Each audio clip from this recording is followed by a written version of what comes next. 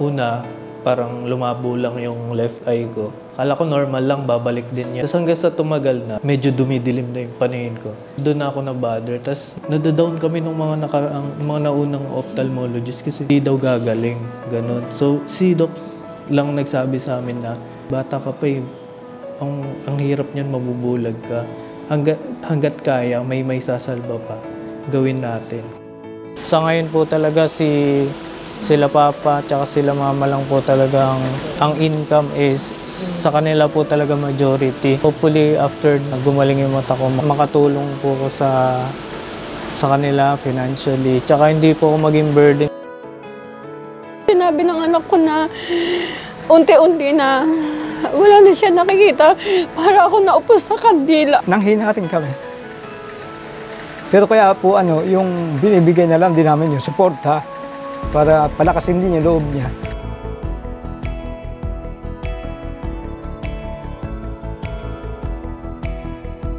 Papasalamat ako sa eye center, sa Chuchi, kasi binigyan kami ng malaking tsansa na makakita pa yung anak ko. Isa.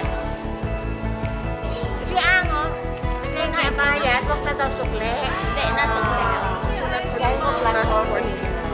Silang. Sige.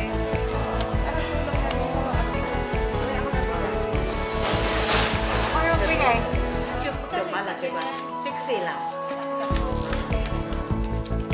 Okay, thank you. Okay na. Lalagyan. Ayan na. Thank you. O, tapos na. Check ko. Tayo? Thank you. Si Mami ba na? Kanda na Mami dito siya. Yan 60 times 24. O di 1,000.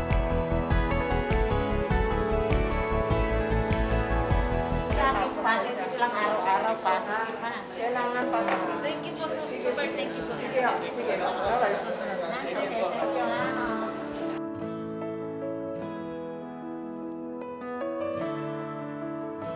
Yung glaucoma na meron si Camiel is what we call silicone oil-induced glaucoma. Yung oil na yon nilagay sa mata niya para yung retina madikit ulit sa dati niyang kinalalagyan.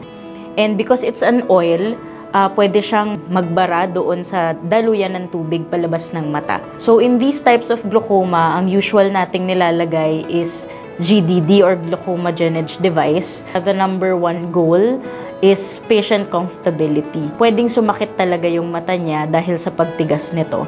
Pero dahil dun sa glaucoma device na nilagay natin, bumaba yung pressure niya and less yung chance na magkaroon ng pain yung eyes. And the second goal, para matulungan yung mata niya na hindi na mag-progress into blindness. Ilan siya? 10 na lang, no? 10 na lang po. So tigil mo na yung tablets. Kasi nasa normal range na yung pressure. Mga doctors dito sa Chuchi, hindi talaga sila nawawala ng pag-asa hanggat kahit may 1%, kahit 0.1 na lang yata, still gagawin pa rin nila yung best nila para mas save yung mga natitira pa na pwede natin masave. Kaya super thank you.